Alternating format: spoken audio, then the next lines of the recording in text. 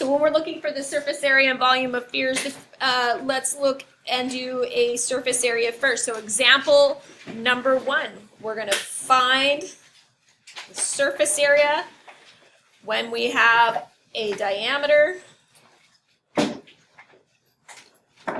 of 76 centimeters. Okay. So we're going to draw our sphere, which is basically just a circle at a belt. Okay. And diameter is going to go through that center all the way to the other side. So the diameter is 76 centimeters. And if we write down the formula for surface area, we get 4 pi r squared. Well, we need the radius, right? So we're going to take that diameter and divide it in half. What's half of 76? 30 what? 33. How about 38? 38 centimeters. And so that's the only number we need to plug in right here for the radius squared. So we're going to have 4 pi times the radius squared.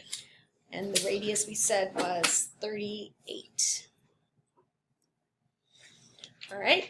So our first answer, our exact answer, we're going to type everything into the calculator except the pi button. I'm going to do the exponent first. So I'm going to do 38 squared.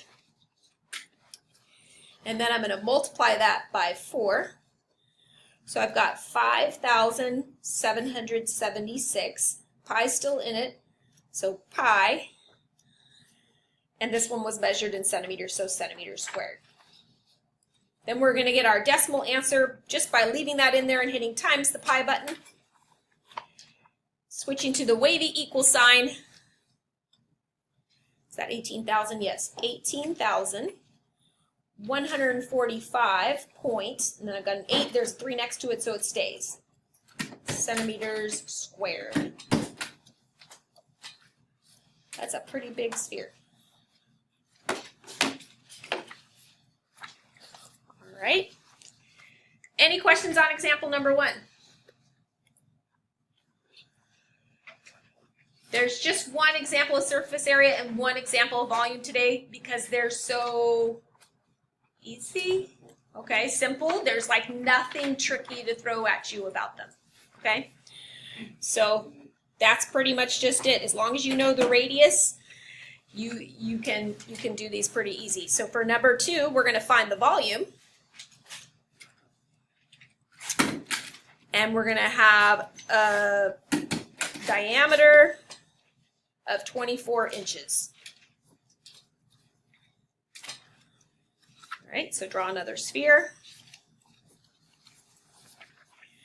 And instead of even filling in the diameter, I'm just going to go straight to my radius because I know I need a radius instead of diameter. So what's half of 24? 12. So I'm just going to put 12 inches. Okay.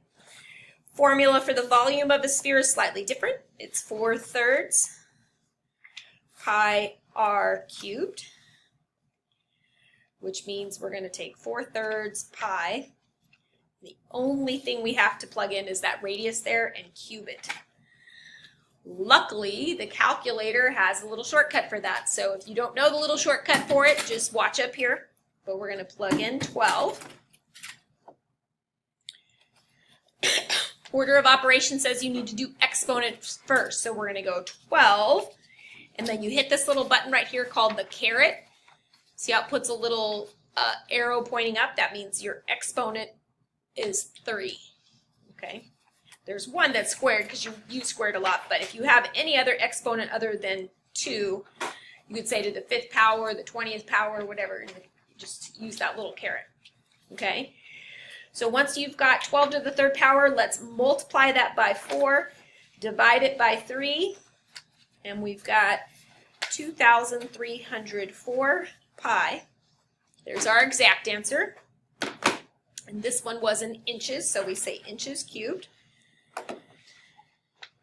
Did I leave? Yeah. Now we just take that answer, multiply it by the pi button. 7,238.2 inches cubed. So there are your two answers for your volume. Like I said, nothing really tricky.